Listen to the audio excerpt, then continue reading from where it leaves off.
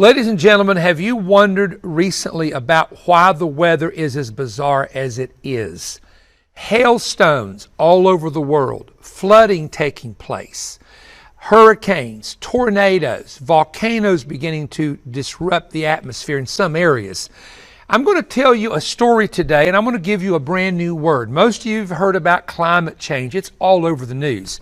I'm going to give you a word that connects the weather to the spiritual possibilities of, at times, what is happening with what we call Revelation chapter 12 cosmic warfare.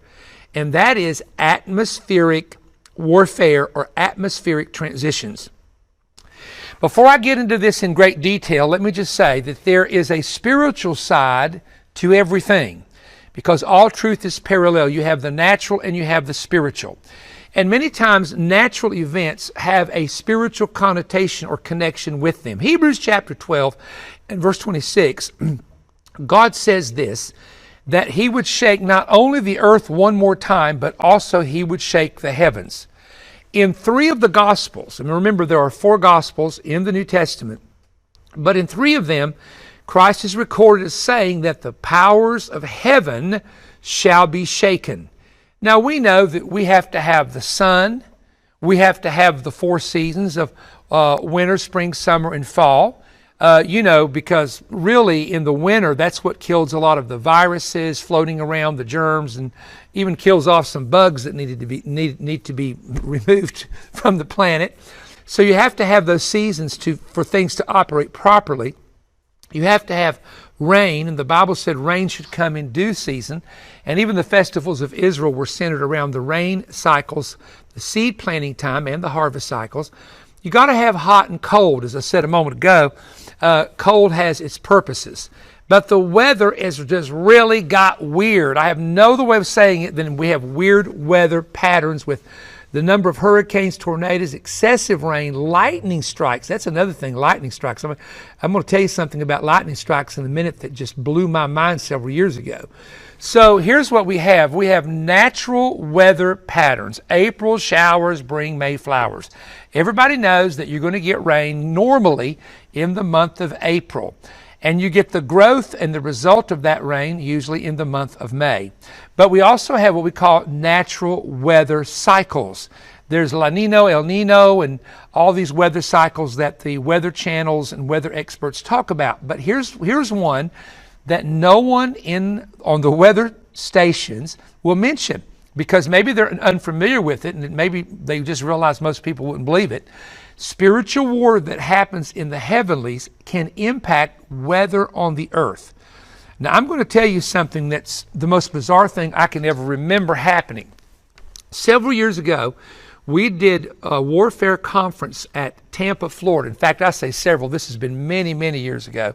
We went to Tampa, Florida with the Without Walls Church, and we were hosting a warfare conference in the month of June.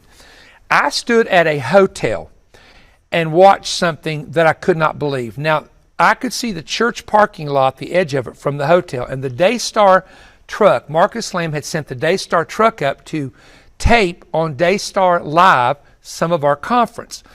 Lo and behold, there were 40 lightning strikes. Now, this is like 2 hours before church. 40 lightning strikes, not lightning in the air. It was from the sky to the ground. The alarm went off in the Daystar truck. It hit the church. It blew out half of the PA system before our conference began that night. And it blew out transformers. It blew out power.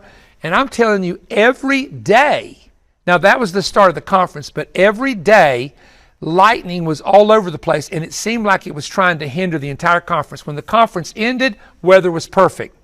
I also saw in that same city in the month of March, there was a big tent up. We went and had a tent meeting, and that was back in the day. I remember a number of the Tampa Bay Buccaneers were attending this church. Some of them were there that night. If they're watching, they'll remember this. The weather got absolutely so cold that we had to wear gloves into the tent in the month of March in Tampa, Florida. That normally doesn't happen. Then we had a situation where a storm got under the tent, and I had to preach real fast, and I preached in 15 minutes because the danger, and I remember some of the NFL players, these big guys, were trying to hold the poles down to keep the poles from bouncing up and down in that tent, bringing the tent down on people. And I dismissed service, and all the storm ended. It was weird. And so the pastor of the church and my staff with me said, this is demonic warfare. It's not normal. Here's the thing. If it's not normal, and it's not natural, and it's not a natural cycle, it's not a natural pattern, it is then supernatural. And if it's supernatural, you've got to understand what's taking place. Now, we were taping in Israel. We don't do TV programs there now. We do our YouTube channel programs from Israel with phone. So we were headed to the Dead Sea, and it started raining at the Dead Sea. And of course, the Dead Sea does get rain from time to time. And that's how, you know, they have underground water there, of course, because of the water running down the mountains, coming underground, etc. But I saw something I've never seen before. And my guide, Yossi, who has been a guide ever since I was touring Israel in the 80s with me, said, in my lifetime, I've never seen this. The Dead Sea looked like the ocean. I don't know how big the waves to me look 3 or 4 feet tall. The wind was blowing the Dead Sea. You could not go to the Dead Sea. You could not walk. They had a warning out not to walk down there. I'm not saying it not happened before, but it was the weirdest weather that I've ever seen at the Dead Sea. Now, people can simply say climate change, but let me just talk to you for a moment about this. There have always been weather cycles. In the Old Testament, there was a flood for 40 days and 40 nights. In Ezra chapter 10, verse 13, most of you don't know this, the rain was hindering the rebuilding of Jerusalem and the temple. In the Old Testament, there were droughts that lasted 42 months in the time of Elijah, 7 years, a drought. In the time of Elisha, they were eating dove's dung and donkey brains to survive. We also know that in the time of Joseph, there was a 7-year global drought where there was no rain, and Joseph spared the world by collecting grain for 7 years. Now, this is Old Testament. This is before carbon footprints, airplanes, cars, and everything being blamed for the weather crisis today. This is before that. So that shows you weather patterns. And it shows you even, I'm going to talk about this, warfare patterns. In the tribulation, there will be a drought for 42 months, Revelation 11:6. Revelation 16, verse 12, the Euphrates River is going to dry up during the tribulation. So I'm going to call this atmospheric transition by weather warfare, or warfare that links with the weather. Now watch this. In the time of Job, Satan came before God and wanted to attack Job and tempt Job. So God said, okay, I'm going to give you limited authority to do what you want to do. Now notice what Satan did. This was Satan. This was not God doing this. While a servant of Job came to him to tell him about some trouble that came with nomadic tribes stealing his animals, I quote, while he was speaking, another also came and said, the fire of God fell from heaven and burned up the sheep and his servants and consumed them all, and I alone have escaped to tell you. Job 1:16. Now this was more than likely a lightning storm. We talked about the one in Tampa, 40 lightning strikes.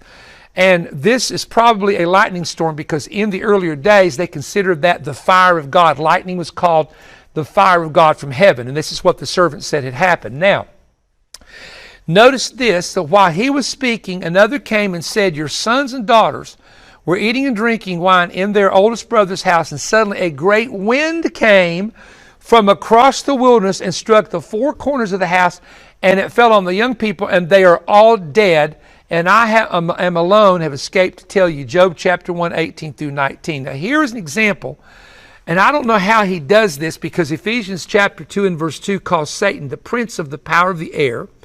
And this is atmospheric warfare. This was created by Satan. So we have lightning coming. We have a whirlwind that came from the wilderness and literally was so devastating that it took a house down with 10 children in it. And this was the result of Satan's power. Now, how much authority does Satan have to control a storm or a weather? I can't tell you that. I can't say percentages. I can't say whether God permits it at seasons. But I do know biblically it is possible. Now, look at the Great Tribulation. This is a verse I want you to really get in your spirit. It's going to come up on the screen. There's going to be a war in heaven between Michael the archangel and his angels, and Satan and his angels as well. This will happen somewhere in the middle of the tribulation period. Now, Revelation 12 says this: there was war in heaven.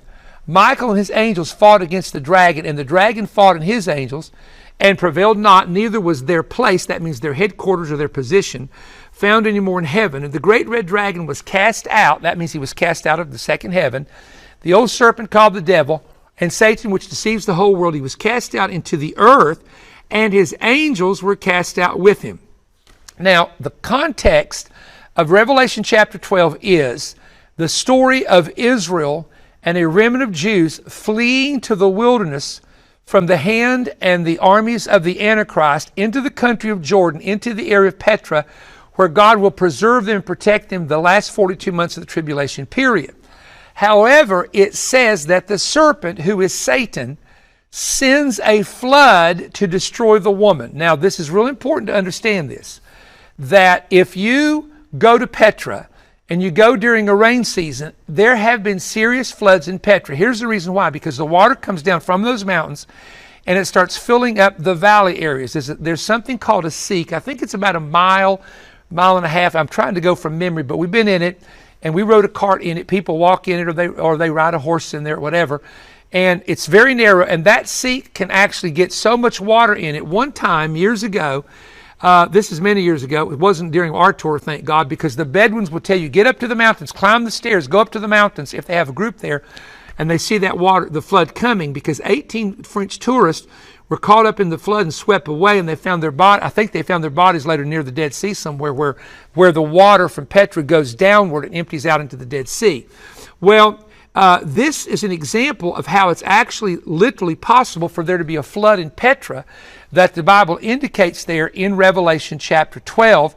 And we'll notice this, that it comes from the dragon. God did not send the flood. God is not trying to destroy that remnant. It is Satan that's trying to destroy it. Now, how does he send a flood?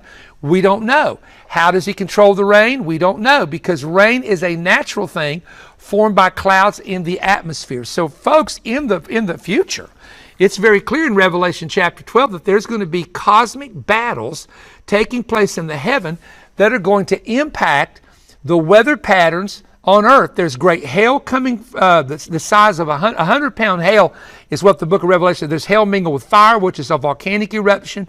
There's tsunamis that are going to happen in the time of the tribulation. But all of this, remember this: God, the earth is the Lord's and the fullness thereof. God has given rain patterns in due seasons according to the Scripture. And the rain, actually, a lot of rain is good for the crops, but too much rain brings destruction. So we know that God allowed the flood to come where the fountains of the deep were open and the rain came from heaven. That was from the Lord. But then in Revelation 12, it comes from Satan, not from God. So remember this also, that when Jesus Christ was on the planet, the Bible tells us that he was in a boat asleep and a great storm came and he rebuked the storm. And when I looked at the Greek word, a storm on the sea, and I looked at the four Gospels, there's different types of storms that can happen on the Sea of Galilee. One is the winds that blow through the Syrian-African rift, and they come down that mountain, and they form natural storms. You see them all the time if you're on a Holy Land tour, if the wind is blowing real strong, and you can really hear them at night. Man, at night, you can, in the hotel, you hear that, woo, coming through the balcony. It's pretty amazing. So that happens at times. Then there's another kind of a storm that can be caused by an underwater earthquake or a shaking, because there's a lot of underground springs around the Dead Sea, and sometimes there's tremors. And that there's one of the words found where Jesus was in a storm called the seismos, which where we get the word seismograph from, which is being caused by a shaking of the ground, because the Galilee area and the Bashan area can be earthquake prone. So here again, Jesus would never have rebuked his Father if God was sending that weather and that storm, and the boat was full of water on one occasion. He could have sunk the boat, but Jesus had told them, let us go over to the other side. So the boat is floating full of water, not sinking, because Jesus had a word they were going to make it to the other side. But Jesus rebuked the storm. Now, we were in Cleveland, Tennessee at the T.L. Lowry Global Foundation Center, and I was doing a mentoring institute several years ago. And there had been an F4 tornado to strike Tuscaloosa, Alabama, where my wife is from, and there were tornadoes in Gadsden, Alabama. But there was one that we had 200, and I'm going to estimate about 280 people at this mentoring institute. The T.L. Lowry building sits up on a hill, And there was a F, if I'm not mistaken, an F3. It may have been stronger than that, but it was an F2 or F3, but I believe it was an F3. My wife could tell you exactly. But she calls me and she says there's a storm coming, a tornado has formed and it's coming toward Cleveland from Chattanooga. Well, I didn't know what to do. If I dismissed the people, they were going to go to hotels. I didn't want to, the weather was already, there was a chandelier outside and it was already doing this. Cars were starting to bounce and I said, oh Lord, what do we do? And someone had a tracking, weather tracking, I guess it was Doppler radar on their laptop in the lobby, and they said, wow, this is getting bad, and it's coming towards South Cleveland. Well, first of all, our ministries out there, our ministry buildings, all the homes of my staff is out there. We're up there in a dangerous position. And I said, what do we do? And the Lord said, Moses and the Red Sea. And I thought, Lord, this is not time to talk about Moses and the Red Sea. He said, what did he do? I said, well, he held up his rod and commanded the Red Sea to split. He said, command the storm to split. And I've never heard that before in prayer anywhere else. So Mark Castell got up and began to pray, a really fiery prayer. And I said, tell it to command the storm to split. Now, on the radar, you can see a change with about 2 to 3 minutes after the prayer. But what happened was that twister actually spun off. This one headed toward our office and toward our workers and died. This one jumped the hill, and there were 37 homes that were destroyed. We actually had people that died in Cleveland, Tennessee as a result of that. Now, I cannot explain why a tornado takes out a good house, and here's somebody that's the meanest man in town, his house is spared. Only that verse that comes to me is it rains on the just and the unjust, meaning that trouble comes to good people, trouble comes to bad people. And Job said a man is born of trouble as the sparks fly upward. And so trouble comes to the good and bad folks. We know that. And there were boats that sunk on the Sea of Galilee. Thank God Christ and his disciples' boat never sunk. But there were storms that came and fishermen's boats sunk on the sea. So let's talk about this for a moment, because we're talking about demonic power and control of the weather patterns in the tribulation. How close are we until the Great Tribulation? What is actually happening? All right, let's go, because here we go. It is like everything is being turned upside down and nothing is stable or dependable. Now, I want you to think about these 5 issues. And we're going to talk about this for just a moment. We're going to add a little bit of prophecy teaching in here. The possibility of banks defaulting that need to be propped up. The dollar in decline as a global currency. Fears of natural disasters. New Madrid fault line, San Andreas fault line, new fault line found in the Pacific Ocean. New volcanoes erupting. Businesses leaving cities. Closing down thousands of jobs. And AI, artificial intelligence, in several years, taking over 80% of the jobs. I've never figured that one out. So we turn everything over to AI. We have no workers, which means people have no money. So how are they going to buy what the computers are making? I mean, I don't get the way some people think, okay? So the Great Tribulation is a period of time for about 7 years, and it's accompanied by a lot of serious challenges and things of that nature. It's a time of God judging the earth. But I will tell you this, that when you read, and this is where I'm going to get to because I'm running out of time. When you begin to open up your Bible and you begin to read the book of Revelation, okay, and you begin to read about what is happening with a mountain falling into the sea, ships being overturned, the water turning into blood, an asteroid coming from heaven, and you see these things, here's what you got to understand. Those are natural things that have happened through history, but will happen all at one time as a form of the judgment of God. Angels in the book of Revelation are pouring out those particular vials and judgments. However, there is something happening on the earth. So in other words, the angel releases the authority of it to happen, and it happens in the cosmic atmosphere. But let's go back to the original question. So God does control at time judgments through floods, through hail, through fire, through all these things. And you can see that in the book of Revelation, talking about the wrath of God and the wrath of the Lamb, okay? But please understand this, that in chapter 12, Satan does produce a flood of water through a cosmic war. So the point is this. I believe there is so much cosmic activity taking place between angels and demonic spirits that the earth is feeling the impact of it in the atmosphere. Satan is the prince of the power of the air. He's in the second heaven, Ephesians 2:2. He's not yet come to the earth and been cast down to the earth yet. Okay, it's going to woe to the earth and see, John said, when that happens. That's not happened yet. But the battle is in the heavenlies. Because the battle is in the heavenlies, we have a lot of very strange storms and weather patterns taking place. And some people would say, Perry, that's the most extreme teaching I've ever heard. Well, just go to the Bible and study it out for yourself. The famines, the pestilence, the things that happen. It either is a natural design, weather cycles, natural design, or it can be God controlling weather, or it can be at times Satan controlling the atmosphere. So my point is, I think as we get closer to the time of the end, we're going to see bizarre weather patterns. We're going to see things happening in places that people said, wow, that has never happened here before. First time in history. So I would consider these things to be a sign of the spiritual warfare that is taking place. And, what we can do is what we did that day when that I think it was F3 came through Cleveland, is we just did our best and prayed for safety and security. None of our VOE was not damaged. I think an awning was torn. That awning gets torn every time there is a storm, by the way. But none of our staff lost houses. None of us lost our lives. And they were kind of in the path of this great wind coming through. None of our buildings were damaged. Nothing happened at the Lowry Center. And I have to believe 280 people praying helped that as well. So Jesus rebuked a storm. So that shows us that we can do the same thing and not just praying for protection, angelic protection. That's what I'm trying to tell you. Under any kind of weather condition is probably what we need to do. So I hope you're enjoying the teachings that we're doing from the studio. Everyone is different. We're going to have some themes down the road, but I want to tell you this. We cannot keep Manifest on the air in your area unless we get financial support. That's the bottom line. And so if you order our product, that's one way, or you send a donation in, that's another way.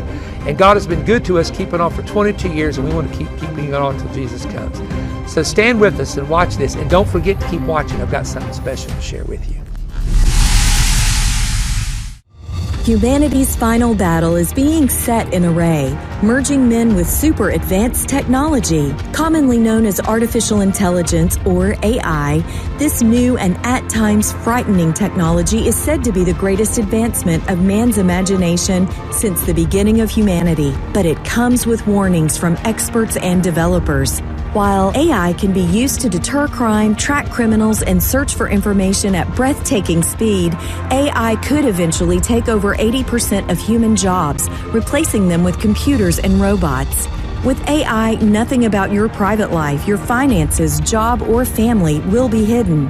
In the future, a male or female humanoid robot can become a walking, talking, live-in companion. Wealthy men are hoping AI will create the possibility of eternal life. According to experts, there are great dangers ahead. Uncontrolled AI systems could eventually destroy humanity. AI could also become a scammer's dream, using fake pictures, videos, voices, and accounts to blackmail innocent victims or transfer funds. In Perry Stone's explosive new prophecy book, Artificial Intelligence vs. God, he reveals what others who have written about AI have missed, including 5 ways in which AI will be brought to utter uselessness in the future, as God, the creator of mankind, will have the final say as to when nature itself will release unrestrained destruction that will silence both man's modern technology and the electronic systems required for AI to function. Perry's new book presents stunning quotes, biblical word studies, and ancient history to document all the book's eye-opening information.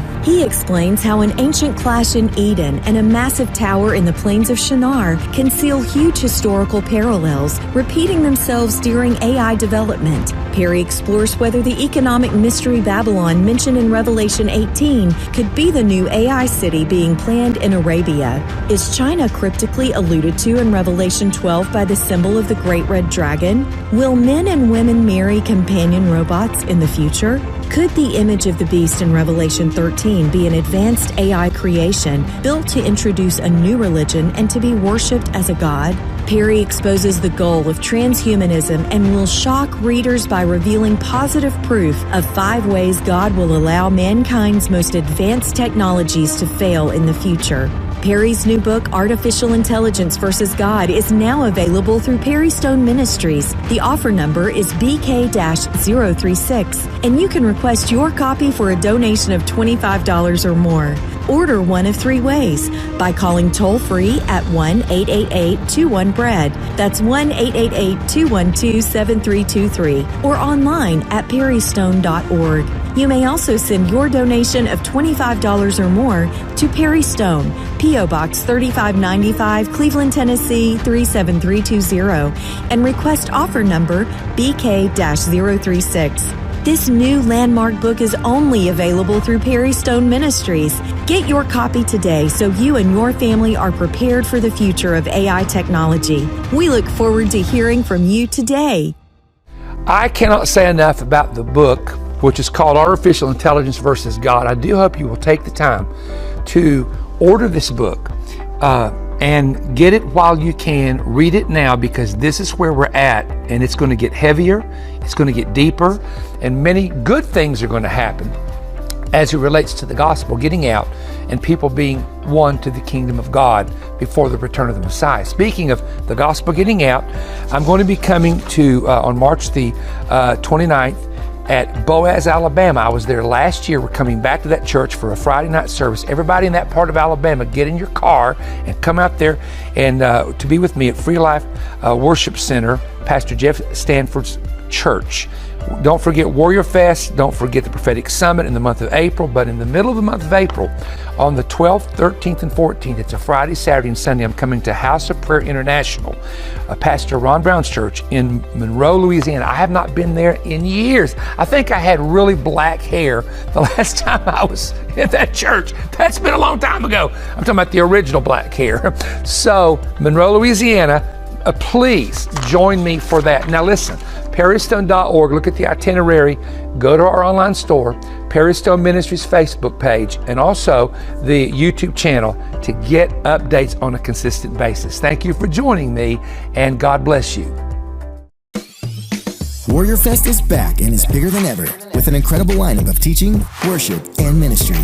This is the event you cannot miss. Mark your calendars for April 5th through 7th at Omega Center International in Cleveland, Tennessee.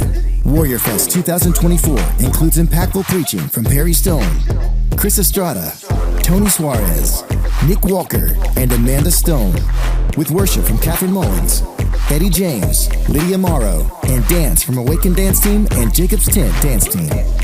Visit perrystone.org to register now for this free event.